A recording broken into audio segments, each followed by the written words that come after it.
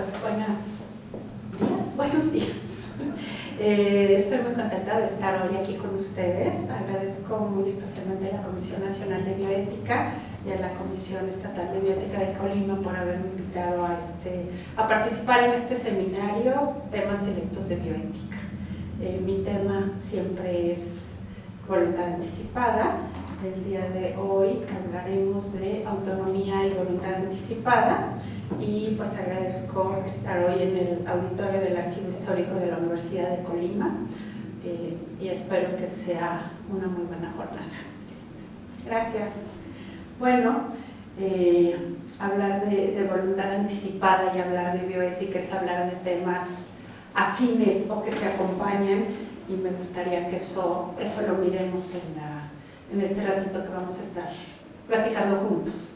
Entonces, bueno, la agenda básicamente es lo que es la sensibilización, hablar del marco jurídico, lo que es la planificación compartida de la atención, voluntad anticipada ante personal de salud y estadísticas.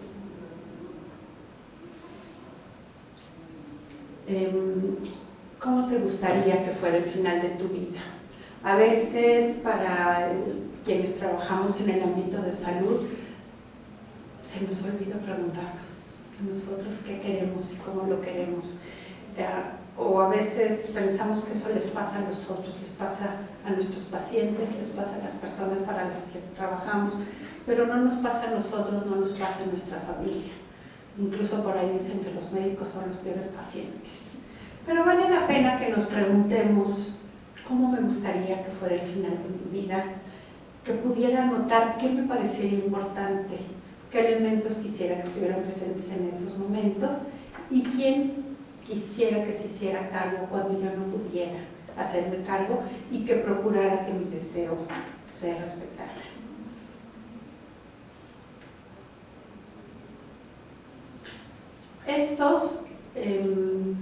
Iniciando con esta reflexión, me gusta conectarla con este ejercicio. Estas respuestas o estos cuadros pertenecen a una serie de encuestas, cuestionarios que se han hecho alrededor del mundo y que hemos unido de esta manera porque tiene que ver con las dimensiones de una buena muerte o elementos de una buena muerte, y son las respuestas que han dado la mayoría de las personas.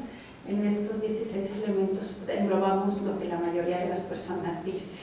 Algo muy interesante es que solo la primera respuesta, control de síntomas físicos, es la única respuesta específicamente médica, con un tema médico. Todas las demás, incluyendo por ejemplo relación con el equipo médico, tienen que ver mucho más con las partes personales, emocionales, espirituales, y donde lo que nos sabe es que cuando estamos al final de la vida y cuando hemos tenido la oportunidad de que ese momento llegue como parte de un proceso, nos podemos preguntar, y de hecho nos preguntamos muchas cosas, y dicen que una gente se puede morir cuando considera que ha tenido una buena vida, que está satisfecha y que ya puede cerrar ese ciclo. Y es mucho más fácil para las personas mayores, a veces para las personas más jóvenes no es tan sencillo. Sin embargo, todos necesitamos hacer esos cierres, y es bien interesante lo que les digo, es un tema mucho más humano que un tema médico. Sin embargo, el aspecto médico es fundamental para que el cierre pueda ser bien hecho, para que las personas se puedan sentir lo mejor posible. Por eso hablamos, para empezar, con el control de síntomas físicos, y para que todo lo demás pueda lograr una buena muerte. Estos dos elementos que aparecen al final son respuestas que solo dimos los mexicanos.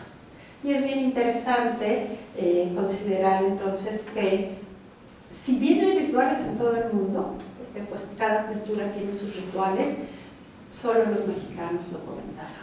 Y implica rituales anteriores al morir y pues los muy conocidos rituales que usamos o que hacemos después de la muerte de la persona. Y el aspecto económico también nos preocupa mucho, y muchas tomas de decisiones a veces el paciente o la familia tienen cierto miedo al tema económico. Hace ratito preguntaba los elementos de una buena muerte, y estos son términos que se han utilizado, que se utilizan en la literatura internacional. Y se le conoce como muerte exitosa, buena muerte, calidad de morir y muerte, muerte digna. Cuando hago estas preguntas es muy común que me digan igual alguno de estos o parecido, pero también incluyen muerte feliz, muerte tranquila, muerte deseada, y pues vale la pena que pensemos qué nos gustaría y también que consideramos que es importante facilitar eso para que pueda ser lo más acercada a lo que nosotros queremos. Desde el punto de vista jurídico, algo interesante es que tanto el tema de cuidados paliativos, o sea, la inclusión o la consideración de la atención paliativa, como el tema de las voluntades anticipadas, son de la segunda mitad del siglo pasado, o sea, es muy reciente la conceptualización acerca del final de la vida y de la atención al final de la vida. Para México, en esta bonita línea del tiempo, podríamos pensar que estamos muy adelantados, y por un lado, efectivamente, entre el 2008 y el 2018 somos ya muchos estados los que hemos firmado o hecho una ley de voluntad anticipada. La Ciudad de México hemos sido los primeros, mucho gusto, fuimos pioneros en este tema en el país, y el último Veracruz, ahora en noviembre del 2018. Sin embargo, solo tenemos como cierto acercamiento con 3 estados, en los que marcamos en circulito. Tenemos idea que en otros también se lleva algún tipo de programa. Sin embargo, somos conscientes, porque lo hemos vivido, es un tema difícil, avanzar en el tema es complicado y a veces hay resistencias por parte, pues, de todos. Y pareciera como que si no hablo del tema no me va a pasar. La única cuestión interesante es que definitivamente todos nos vamos a morir.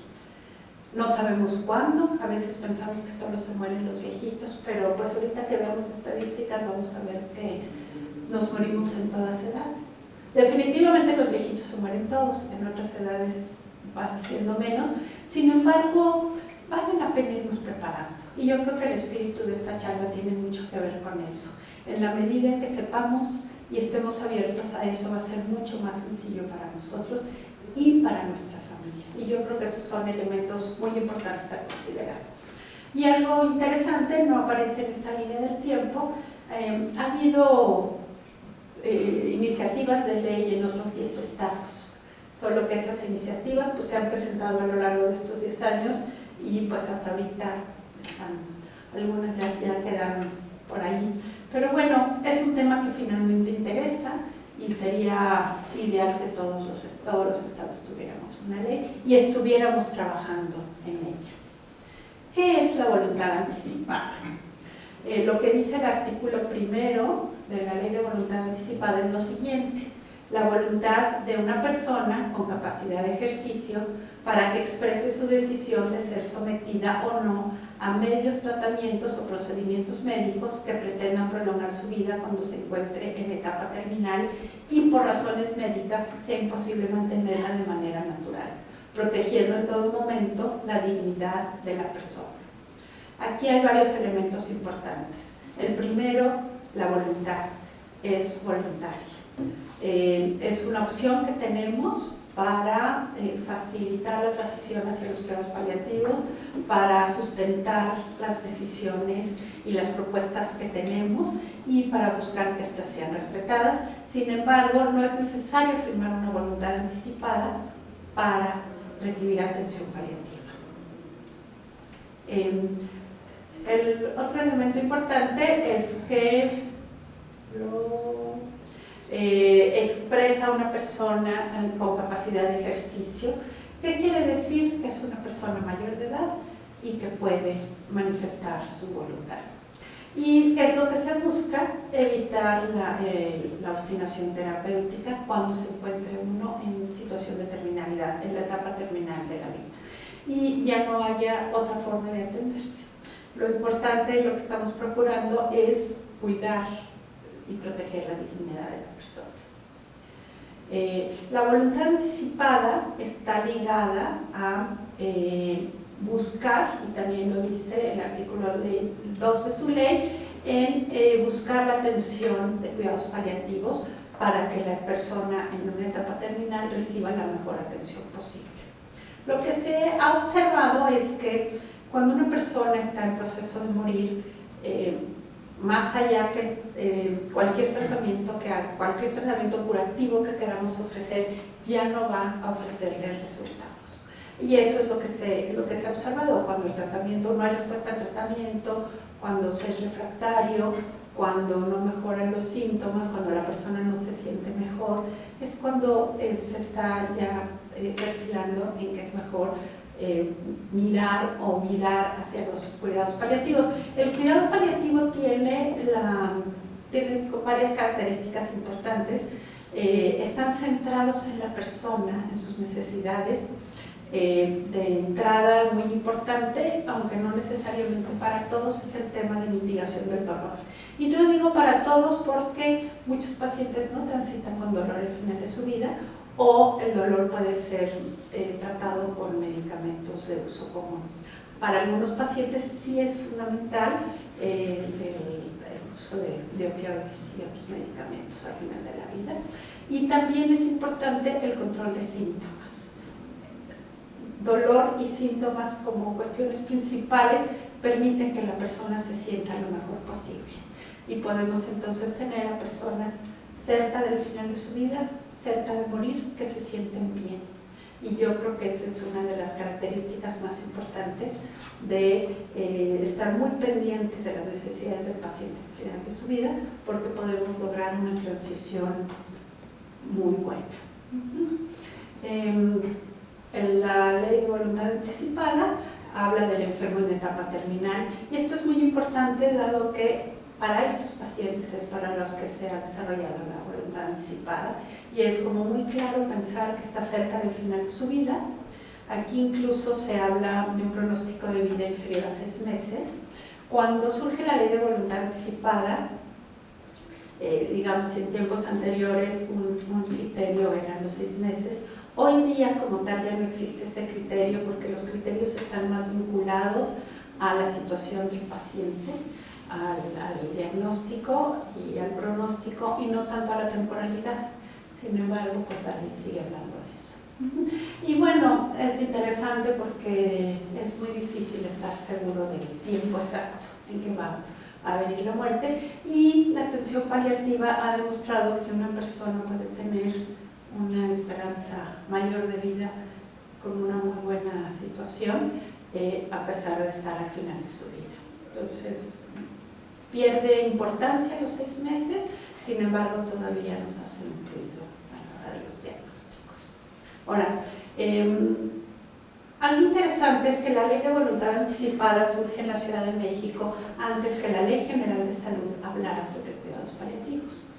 Nosotros estamos en el 2008 y en la Ley General de Salud se habló por primera vez de cuidados paliativos en el 2009. Y es hasta el 2014 donde se hace ya un amplio capítulo que habla sobre cuidados paliativos. Este capítulo que habla sobre cuidados paliativos también introduce el tema de las directrices anticipadas, que es la voluntad anticipada. A nivel de la Ley General de Salud se le denomina directrices anticipadas, y tiene sentido porque en realidad es como poner las pautas de cómo queremos que sea esa atención. Y algo interesante es que la Ley General de Salud es la ley marco para todo el país, una ley marco de salud. Cada estado, a partir de la Ley General de Salud, aterriza su ley estatal de salud, y por lo tanto, aunque no exista una ley de voluntad anticipada en todos los estados, ya está legislado para todo México. Y la Ley General de Salud lo que dice es que para que sea válida se refiere a la propia ley General de Salud y a otras disposiciones aplicables. Ahí entrarían las leyes estatales de voluntad anticipada. Los nombres entre ley y ley varían, pueden ser diferentes. El objetivo es exactamente el mismo, ¿no? Que uno exprese por escrito su voluntad. La Ley General de Salud lo plantea de manera amplia y cada estado lo aterriza en sus formas. Ahora, la Constitución Política de la Ciudad de México también incluye el tema de voluntad anticipada y lo hablan desde el derecho de la autodeterminación personal y desde el derecho a la salud. Y en el derecho a la salud vuelven a tomar una vez más esta idea de que uno puede tomar decisiones con respecto a los tratamientos médicos para que no se intente prolongar de manera innecesaria la vida cuando la persona está cerca del final, y que el objetivo es proteger en todo momento la dignidad de la persona. Y una vez más nos dice que nos basamos en lo que dispone la Constitución de la ciudad y otras leyes pertinentes. Entonces, como vamos viendo, se va mirando desde distintas leyes lo que hemos ido y le va dando fortaleza, ¿no?, a estas leyes. Aquí nos parece interesante hablar un poquito sobre el tema de la muerte digna, porque cada vez que hablamos de muerte digna se crea mucha confusión y en ocasiones controversia con el tema de la eutanasia. Y eso se debe básicamente a que la muerte digna pues es un concepto como muy amplio y puede ser en determinado momento ambiguo, que se refiere un poquito a la capacidad de autodeterminación de cómo se desea morir. Y incluye muchas dimensiones, porque no volvemos al tema del cuadrito inicial. Uno de los aspectos es el médico, pero en realidad existen muchos elementos importantes para uno. Entonces nos parece importante hablar de la eutanasia porque cada vez que surge una nueva ley, o por ejemplo cuando surgió la Constitución, mucha gente dijo, ya legislaron la eutanasia en México. Y algo interesante es saber que la eutanasia es ilegal y está penada con cárcel, ¿no?, en México. Y quizás la gran diferencia entre el tema de atención paliativa y voluntad anticipada con eutanasia es que lo que en México se propone es un buen acompañamiento al final de la vida, respetando los deseos de la persona y siguiendo y acompañando su proceso natural de la enfermedad hasta que llegue el momento de la muerte. En la eutanasia hay una definitiva acción para terminar con la vida de la persona. Algo interesante es que la persona debe de solicitar de manera voluntaria la eutanasia y lo debe de hacer reiteradamente. O sea, en los países que son estos donde está legislada la eutanasia y o el suicidio asistido, hay unas leyes muy estrictas que de hecho han tendido a hacerse más estrictas, donde es necesario que la persona lo manifieste y lo reitere, y normalmente se pide que sea por escrito. En cada país hay diferentes formas. Es interesante observar que casi todas son leyes del país. En Estados Unidos son en varios estados, no en todos. En Colombia es tolerado, pero no está como tal legislado. Y en Australia, no me acuerdo exactamente de la fecha, pero la ley se hizo para que este año empezara ya digamos, para que se empezara a poder aplicar la eutanasia. Entonces, bueno, cada país en sus leyes tiene sus lineamientos y su forma. Algo interesante es que son pocos los países que lo tienen legislado y que no crean que hay muchísima gente yendo a pedir la eutanasia. En varios de ellos solo puedes pedirla si eres habitante del país. Hay algunos otros donde puedes ir aunque no seas habitante de ese país. Y una cosa importantísima para que existan estas leyes de eutanasia, un requisito previo importantísimo es que el cuidado paliativo sea accesible para todos. Y algo que se descubre es que una persona bien atendida con cuidados paliativos es menos probable que solicite la eutanasia. O una persona que dice, ya me quiero morir porque no aguanto, cuando se siente mejor deja de pensar en que quiere morir. Y el doctor Bruera dice, la gran mayoría de nosotros vamos a necesitar cuidados paliativos. Solo algunos de nosotros quizás seremos candidatos a eutanasia. Entonces vale la pena que a lo que enfoquemos todos nuestros recursos sea a la atención paliativa. Planificación compartida y planificación anticipada de la atención. Para nosotros este ha sido un proceso bien interesante porque parecería, si uno ve el formato y el documento de voluntad anticipada como tal, son documentos, y parecía que en realidad estás haciendo un trámite, y lo que nosotros entendemos es que en realidad está siendo parte de todo un proceso. Y este trámite, que efectivamente es un trámite en un momento dado, tiene sentido cuando es parte de todo un proceso. Y por eso nos parece muy importante platicar de esto. Esto es un poquito la historia general, aterrizada para nosotros, acerca de cómo se ha dado la voluntad anticipada. Pues reitero, en la primera propuesta con el testamento vital o living will es de 1969 en Estados Unidos. En 76 se legalizan los testamentos vitales en California y un poco después surge la idea de los poderes de representación y los documentos mixtos. La voluntad anticipada en México implica las dos cosas. Uno, lo que quiere la persona, que sería la parte como del living will o del testamento vital, y la otra es que eliges a una persona como tu representante, entonces toma esto de los poderes de representación. También se hacen voluntades anticipadas específicas por enfermedad, eso considerando que pues, puede haber características diferentes de una enfermedad a otra. Sin embargo, a la larga lo que se observa es que las necesidades al final de la vida son bastante semejantes, no importando la enfermedad de origen. Hay que mitigar el dolor y hay que cuidar los síntomas, que son, en general no son muchos y son los mismos para todos, entonces la visión se vuelve más amplia, ¿no? Y de hecho hay un momento en que en Estados Unidos, en el 91, se obliga a que todos ofrezcan la voluntad anticipada. Sin embargo, se hace un estudio que se llama Support, donde buscan evaluar si todas las personas que han firmado una voluntad anticipada están recibiendo la atención o su voluntad anticipada ha sido atendida y escuchada. Y lo que se dan cuenta es que en realidad no tanto. Entonces es cuando surgen la planificación anticipada de las decisiones y la planificación compartida de la atención. Digamos, la última propuesta se le llama planificación compartida. Yo consideraría que los elementos están en ambas, también desde la planificación anticipada. De hecho, está más estudiada la planificación anticipada. Simplemente cuando hablamos de planificación compartida, estamos insistiendo en un elemento importante y es en la participación del equipo médico y de la familia y como personaje central del paciente. Sin embargo, ambas sostienen todos los elementos y por eso vamos a empezar hablando de la planificación compartida, porque es donde nosotros le vemos sentido a que parte de todo este proceso de planificación incluya la firma de una voluntad anticipada y no que sea un trámite como cualquier otro.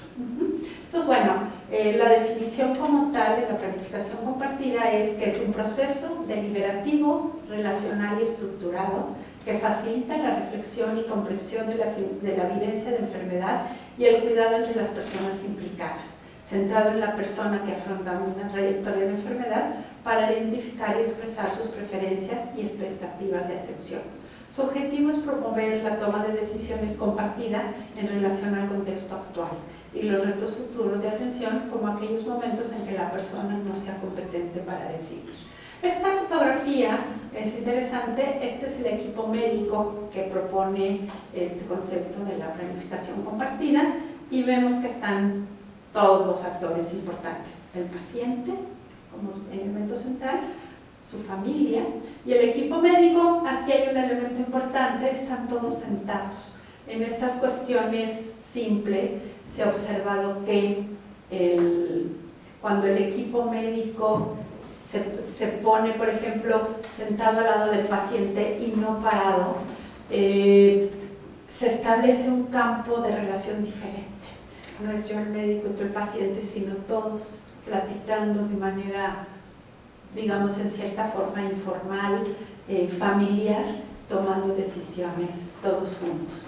Algo importante también es que cuando hablamos de planificación compartida, el equipo médico participa como parte con ellos y puede entonces uno como ofrecer una mayor información. A veces los médicos te dicen una parte del todo. Aquí es como buscar plantear todos los elementos para que la persona pueda decidir, que puedan hacer preguntas entre los familiares. Incluso ahí, en un equipo de aquí, de un hospital de la Ciudad de México, me decían, las juntas familiares las hacemos en el consultorio más grande, porque pueden venir todos los familiares que quieran, incluso amigos. Y platicamos con todos a la vez y les explicamos toda la situación y las dudas de uno las escuchan los otros y si hay uno que se está negando y pueden ponerse de acuerdo y platicar. Eso facilita lo más importante que es que el paciente reciba lo mejor por parte de todos. Y esta otra fotografía es una visita a domicilio en la Ciudad de México. En esta está participando también parte de mi equipo, está la señora, su familia, el equipo médico del Médico en tu Casa y el equipo voluntad anticipada. Y están platicando precisamente acerca, la señora está planteando sus deseos, esta señora tenía la fotografía 101 años. En casa, todos sentaditos, todos platicando y expresando lo que quería y escuchando y planificando. Eso es lo importante. Ahora, tenemos más documentada la planificación anticipada, pero vamos a ver que están muy relacionadas y por eso nos parece importante compartirlo, ¿no? Uno, somos personas únicas, somos personas independientes, autónomas y tenemos derecho a mirar nuestra vida y a tener deseos a lo mejor diferentes. Entonces es bien importante considerar como centro de todo esto a la persona misma, a su cultura, sus valores, sus deseos. A lo mejor para una persona lo más importante es tener a su perrito cerca, para otra es su familia, cada quien. Y a lo mejor para una persona es importante pensar en lo que en los rituales posteriores al morir y quizás para otra es dejar arreglados todos sus asuntos. Cada quien tiene necesidades diferentes, vamos a escucharlas y vamos a procurar que sea posible, ¿no? Toda persona tiene el derecho de participación en la planificación de sus cuidados sanitarios. Yo creo que este también es un elemento importante. A los médicos a veces llegan y nos dicen qué van a hacer, pero no nos plantean opciones, no nos preguntan qué opinamos, qué queremos, no nos platican acerca de lo que va a pasar después, ¿no? Y muchas veces en el imaginario del médico hay una idea de lo que te está planeando y en el tuyo hay otra. Porque si un médico te dice, te voy a operar y vas a quedar muy bien, nosotros en general imaginamos que nuestra vida va a volver a ser como era antes de la enfermedad y que con la operación se va a ir toda una enfermedad. Y por ejemplo, si hablamos de cáncer, es común que después de la operación haya quimios, haya radios, puede haber otras operaciones, pero tú te imaginas que con la operación se acaba el cáncer. Entonces, bueno, y también es importante que te digan consecuencias, si vas a quedar igual, si vas a quedar diferente, si puede que sea muy larga la recuperación y elementos que a ti te puedan permitir decidir si quieres o no quieres hacer eso, ¿no? Entonces, eso es importante. Ahora, cuando hablamos de planificación anticipada, estamos buscando establecer un plan, y un plan importante para cuando la persona ya no pueda decidir, pero también para todo el proceso de atención. Cuando uno tiene conocimientos, tiene más posibilidades de tomar decisiones y que de esas decisiones puedan estar más relacionadas con lo que quieren. Yo, por ejemplo, escucho mucho a personas que han padecido, han tenido diagnósticos de cáncer, que dicen, no vuelvo, o sea, ya lo viví, las quimioterapias, radiaciones, si me vuelven a decir que volvió, no quiero.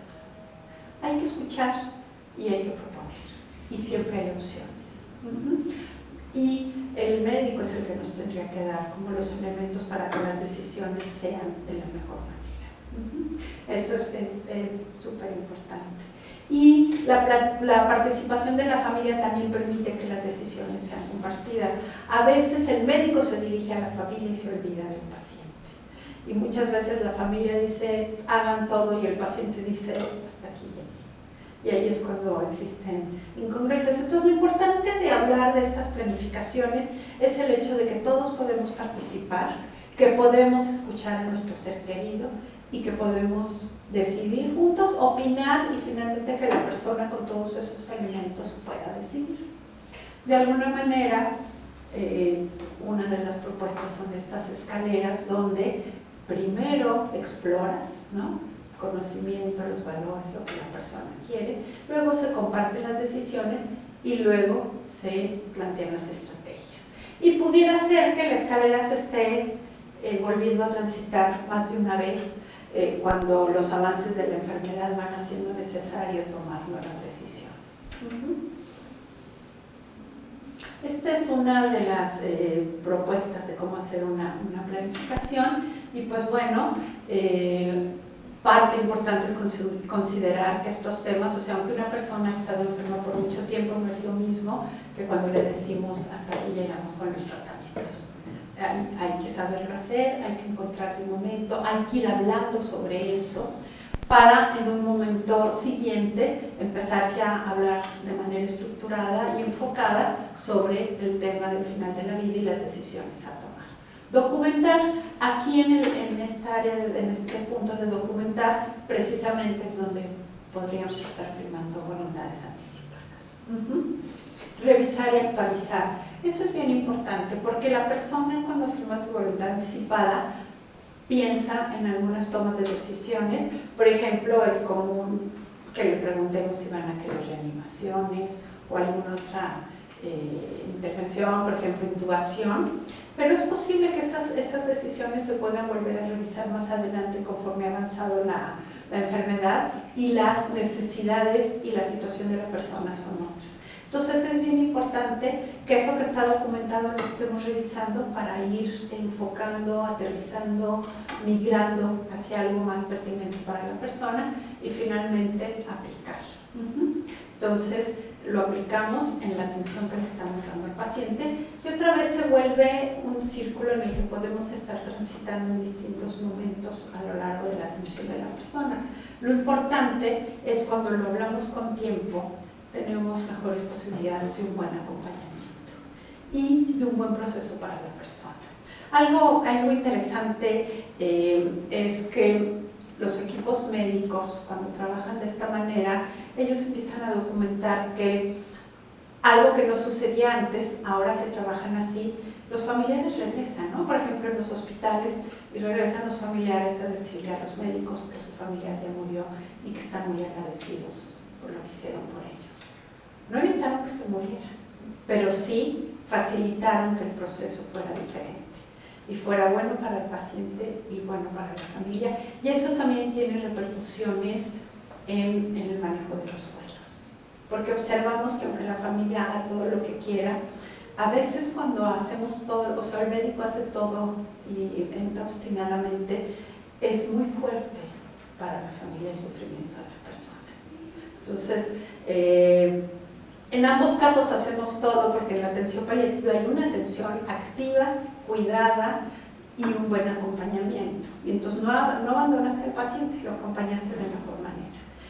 El que el paciente muera de mejor manera, el que el paciente muera sin sufrimiento, sin dolor o de la menor manera posible, hace una diferencia para el paciente mismo y para su familia. Este es un complemento que nosotros proponemos. Si ustedes ven el formato de voluntad anticipada, es un documento en el que ponemos datos, pero no hablamos propiamente precisamente de las instrucciones o de los temas de salud que la persona quiere. Aquí pusimos como los más amplios que pueden existir, como morir en el hogar o en el hospital, la reanimación cardiopulmonar, la respiración mecánica, los alimentos artificiales, bueno, por sonda, medicamentos para el control de dolor. Estos son básicos. La donación de órganos la incluimos porque la Ley de Voluntad Anticipada en la Ciudad de México habla de donación de órganos. Si bien para un paciente al final de su vida es muy poco probable que pueda ser donador, está legislado en la Ley de Voluntad Anticipada, y creo que tiene mucho que ver con el hecho de que cuando se hace la Ley de Voluntad Anticipada todavía no existe una ley de donación de órganos. Entonces, lo único que se pide es que manifiesten si quieren o no ser donadores. Y también se puede hablar de otros temas como los posteriores, ¿no? Hablábamos hace rato de que para nosotros los rituales son importantes, y entonces es lindo que la persona pueda decir qué le gustaría, ¿no? Aquí pide mariachi, a lo mejor ser velado en casa, ¿no? O sea, son formas distintas y se pudiera eso. Y después hay un espacio para expresar cuestiones más personales. Esta parte de los deseos personales son bien importantes porque hay quien dice, quiero un tequilita, o me gustaría ir a algún lugar. O sea, una persona puede expresar deseos y muchos de esos deseos sí se pueden cumplir. Y digamos, no es que lo vayamos a emborrachar, pero un trago de tequila posiblemente el médico lo valide, ¿no? O un paseo que la persona tiene ganas de hacer, es importante que lo haga. Y a veces no estamos o sea, estamos tan inmiscuidos en los temas de salud, enfermedad y atención que se nos olvida que es una persona y que tiene gustos o intereses, ¿no? Se ha documentado lo que tiene que ver con la planificación anticipada, y lo que se ha encontrado ya a través de investigaciones son que bajan la cantidad de hospitalizaciones y los días de estancia hospitalaria. Se valida mucho, por ejemplo, el hecho si una urgencia realmente es una urgencia paliativa o no es necesario ir al hospital y se puede resolver en casa. Vamos a recordar que cuando una persona está al final de su vida es común que vaya habiendo cambios y que los cambios pues no sean para mejorar. Entonces muchas veces estos cambios la familia se destantea, pero consultando con los médicos tratantes es muy común que no sea necesario hospitalizar. También han disminuido la proporción de muertes en hospital de personas por un proceso de enfermedad. También el uso de unidades de cuidados paliativos, cuidados intensivos cuando ya no son necesarios. Ha habido mejoras o aumento en la satisfacción con el cuidado. Comúnmente cuando se sienten atendidos en su persona se sienten mejor, más satisfechos tanto el paciente como los familiares. Se documenta lo que quiere la persona y el poder de representación para que haya alguien que se haga cargo cuando la persona no pueda, si llega el momento, y se va validando el hecho de que hay mayor concordancia entre lo que el paciente pide y el tipo de atención que recibe, ¿no? O sea, hay otros resultados que no se han evaluado formalmente, que todavía no hay evidencias, como la calidad del cuidado al final de la vida, la calidad de morir y muerte y el control de síntomas. Todo eso habrá resultados, ¿no? ¿Qué es la voluntad anticipada? En la Ciudad de México se planteó de esta manera, y es bastante común que en los estados donde existen leyes de voluntad anticipada sea bastante parecido.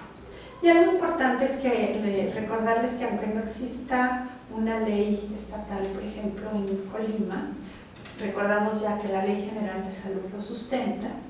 Y otro aspecto importante y que yo he impulsado mucho es que tanto los hospitales de la red de hospitales de la Ciudad de México y algunos, especialmente algunos por el tipo de atención que dan, como hospitales de tercer nivel como los institutos o los hospitales generales, atienden a pacientes de todo el país. Y muchos de ellos, a pesar de no ser de la Ciudad de México y que van a regresar a sus estados donde todavía no hay una ley, hemos buscado que si lo desean puedan firmarlo.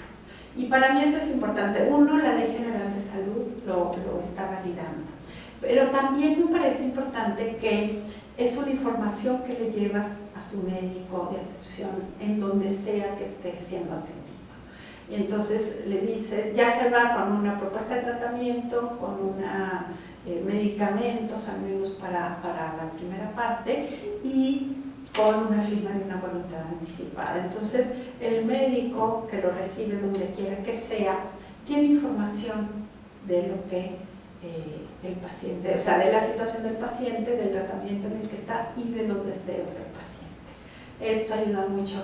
Hay hospitales incluso que asesoran a los médicos, a veces de pueblos donde no hay, o hay un médico general nada más en la zona, y este médico se puede comunicar y puede estar siendo asesorado en el avance de la enfermedad por el equipo especializado en atención paliativa. Entonces, vamos generando una cultura y yo creo que eso es bien importante porque ese es el beneficio para todos nosotros. El que sepamos que donde sea que estemos vamos a poder recibir una atención adecuada, creo que es lo mejor que nos puede pasar. A mí, el que hoy día haya gente que muera con mucho sufrimiento y con mucho dolor, me parece que no es justo.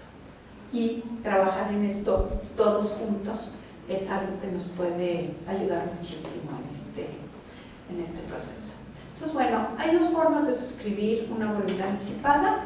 Una es el documento que se firma ante notario pública y la otra es el formato que se firma ante personal de salud.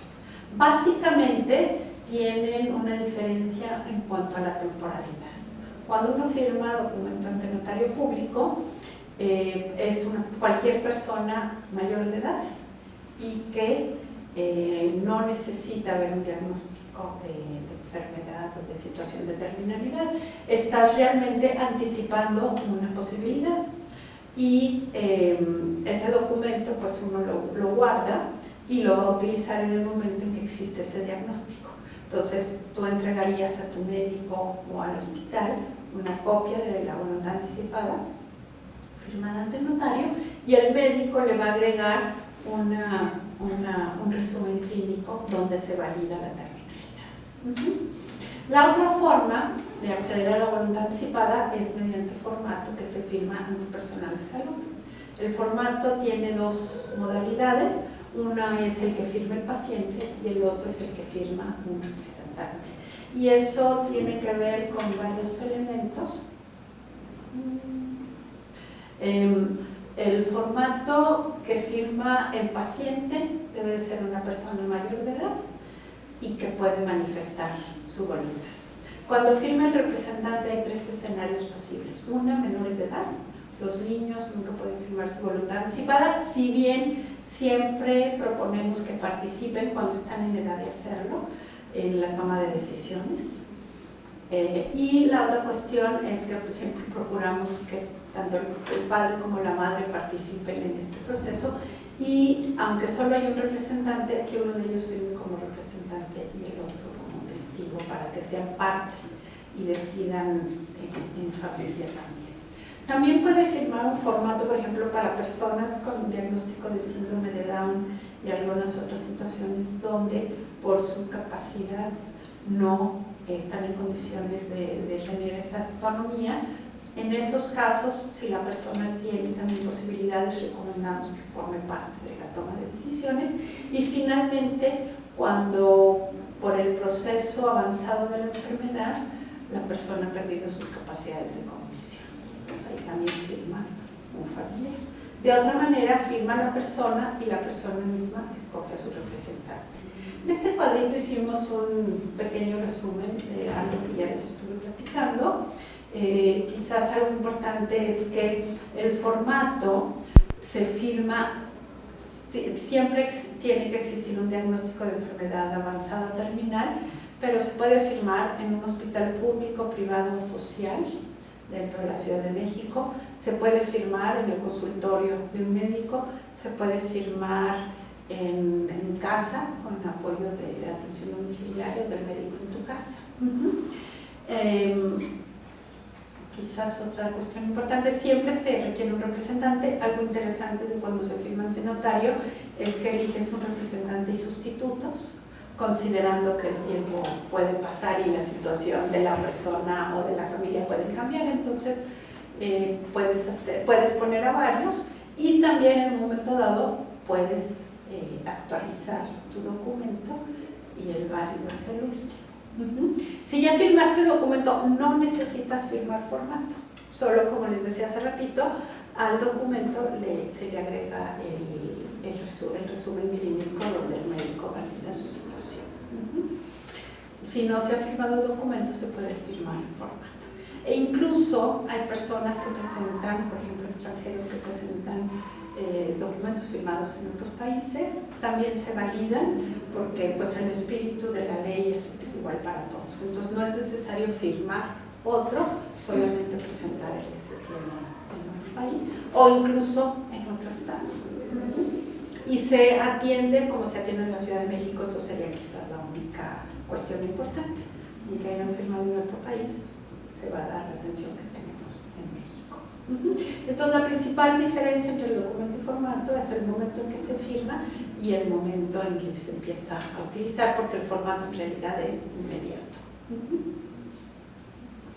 Hablando de estadísticas, hasta febrero de este año se han firmado 12.298, han firmado 12.298 personas.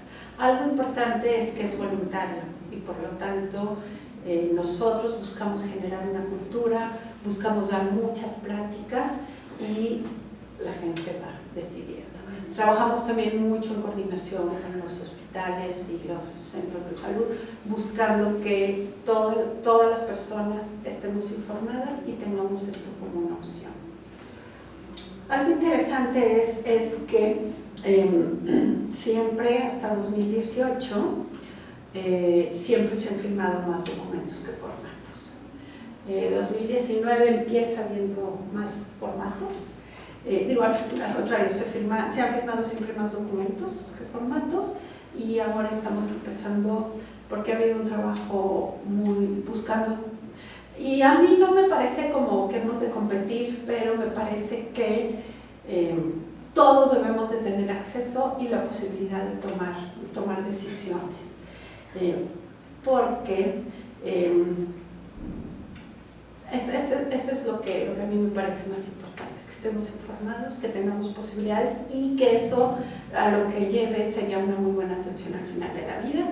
Firmamos más mujeres, es más notoria la diferencia cuando se habla de documento y es común que las mujeres lleven a sus maridos, novios a firmar.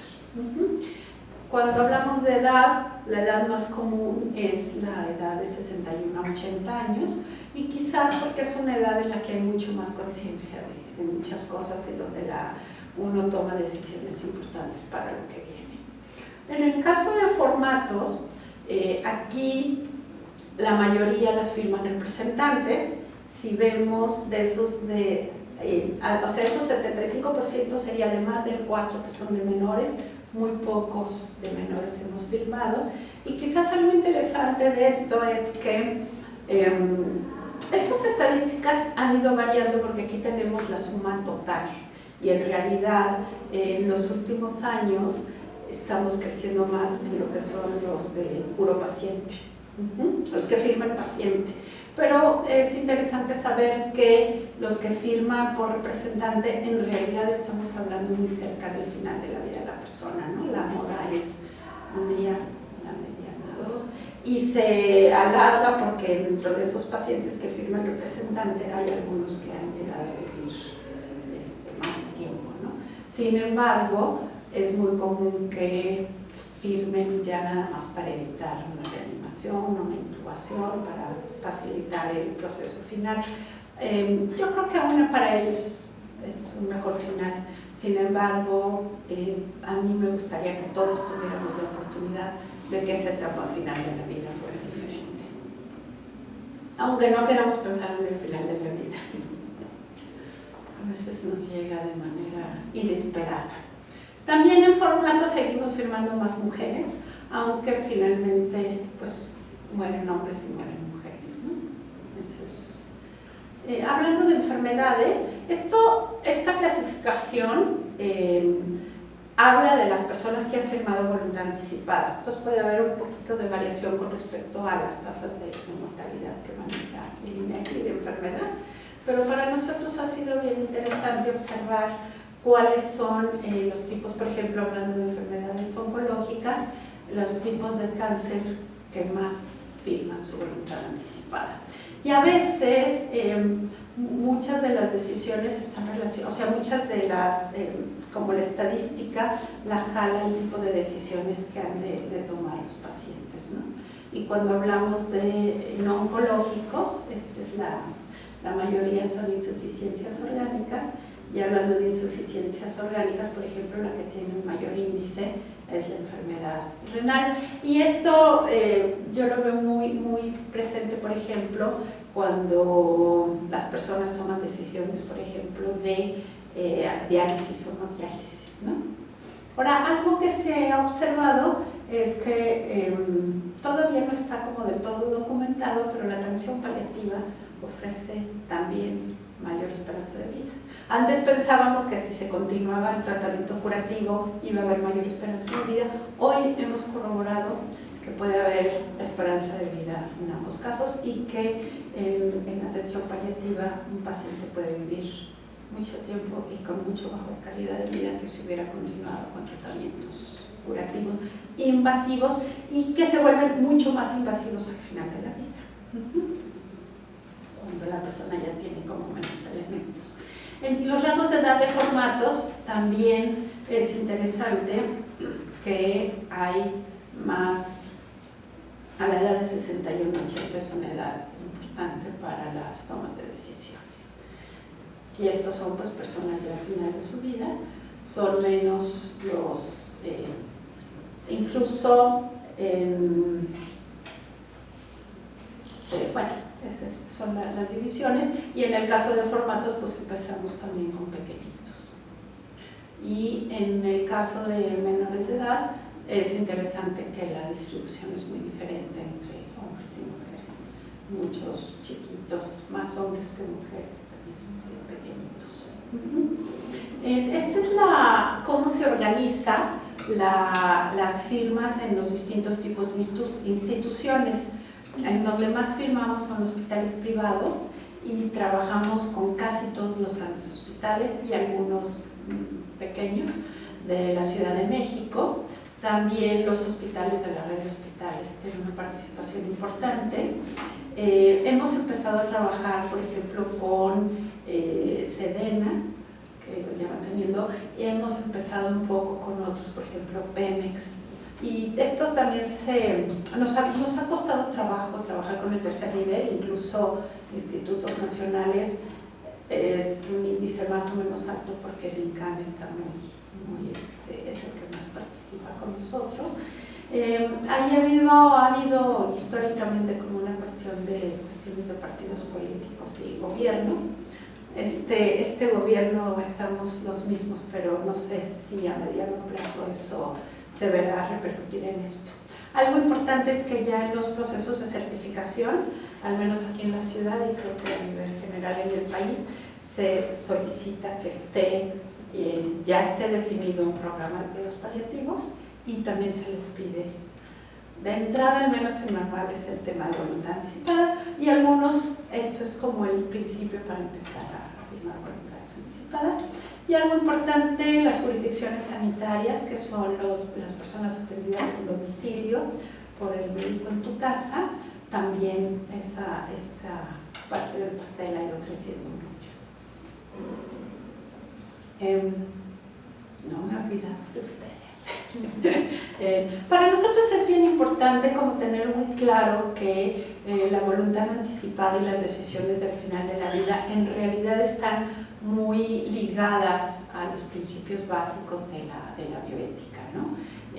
Nosotros pensamos que con todo esto estamos respetando los cuatro, ¿no? La no magnificencia, la justicia, la autonomía, la beneficencia, porque estamos buscando lo mejor para el paciente, estamos buscando respetar su autonomía y estamos buscando que la atención esté ligada y esté muy encaminada a lo que la persona quiere o prefiere. Yo observo mucho que, por ejemplo, en personas más vulnerables, en personas mayores, en niños, no necesariamente las decisiones están tomadas en función de la persona, sino de los otros.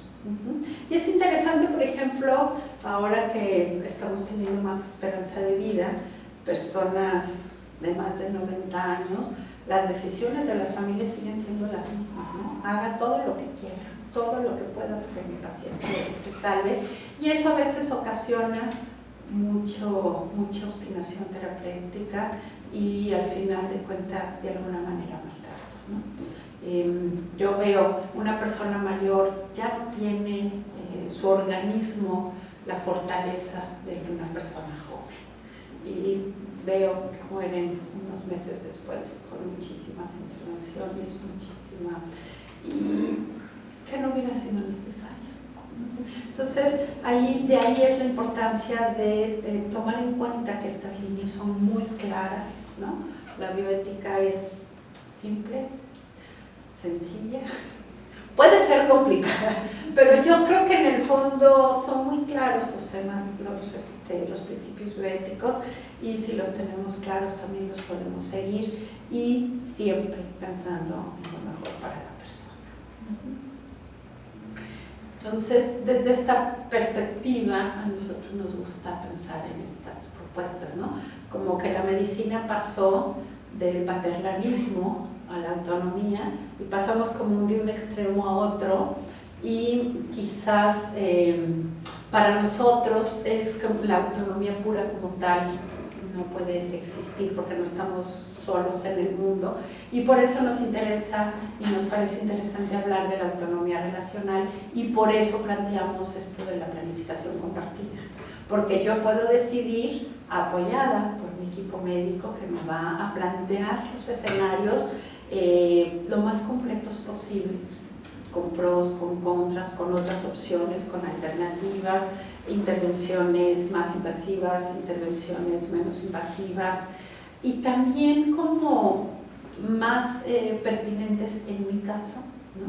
Como cuando eso lo podemos platicar, discutir, analizar juntos, y no es nada más, aquí está, pero usted decida, ¿no? Y tampoco es solo la familia, o sea, hablamos de autonomía relacional cuando estamos hablando de que todos estamos involucrados y que las decisiones pueden estar mucho mejor vinculadas cuando estamos todos involucrados, cuando estamos todos informados, ¿no? Esta parte donde no le diga a mi paciente o no le diga a mi familia no ayuda, porque en la toma de decisiones es bien importante que todos estemos en una misma sintonía, que el médico solo le reporte a un familiar, o sea, todas esas cosas no ayudan.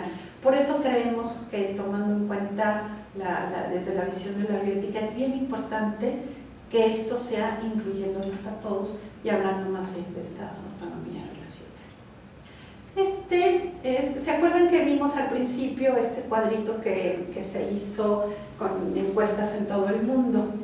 Esto es un ejercicio que hicimos nosotros con personas mayores y donde de alguna manera aterrizamos, o sea, los reunimos por temas y aterrizamos aquellas propuestas donde solo aparece como el concepto, un poquito qué dicen ellos que quieren, ¿no? Entonces, por ejemplo, hablando de control de síntomas físicos, sin dolor, que finalmente es el tema importante, y tener un final rápido y sin tanto dolor. A veces estas intervenciones a veces hacen que sea más largo y que sea con mucho sufrimiento, ¿no? Temporalidad, que sea rápida, repetida, no tener enfermedad de mucho tiempo. O sea, ese es el deseo de todos, creo que no está lejos de nosotros.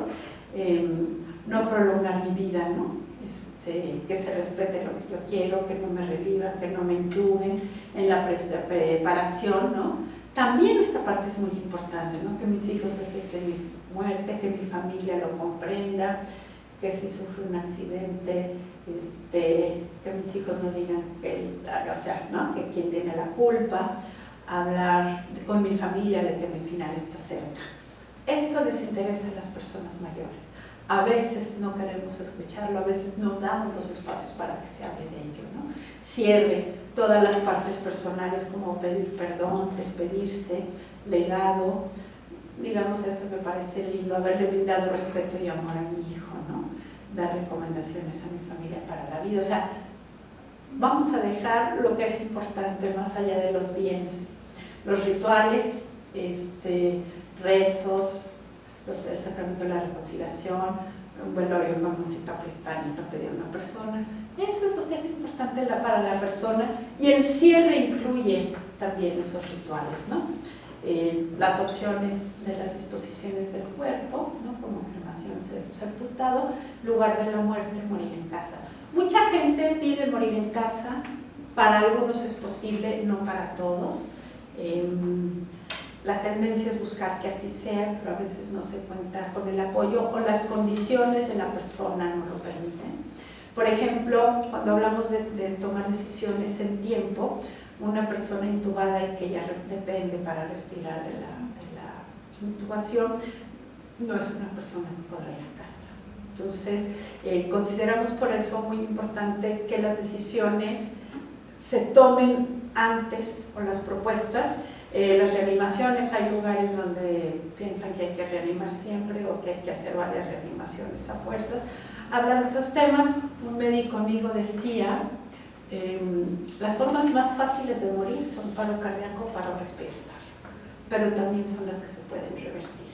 Entonces, es donde hay menos sufrimiento, son súbitas, y yo diría que son un regalo. Cuando preguntas, mucha gente dice, morir tranquilito y en mi cama, esos son paros, ¿no? Y es bueno cuando pasa en la cama porque nadie se da cuenta y no te van a intentar reanimar. Pero yo creo que sería interesante que eso lo tengamos muy presente en los hospitales cuando existen estas propuestas o estas solicitudes de no reanimación. Y este médico dice, los reanimamos y estas personas van a morir 2 o 3 meses después en una terapia intensiva, por otras razones. O sea, ya que no permitimos que continuara el flujo natural, lo que se va a necesitar es que fallen otros órganos, y muy comúnmente son procesos más largos, de mayor sufrimiento. Entonces, yo creo que vale la pena. Por eso es bien importante como esta parte de considerarlo antes, de verlo con tiempo, y de que podamos tomar decisiones cuando es posible, cuando estamos como más en paz, y que las podamos ir revisando a lo largo del proceso de la enfermedad. No sé si es todo. Muchas gracias.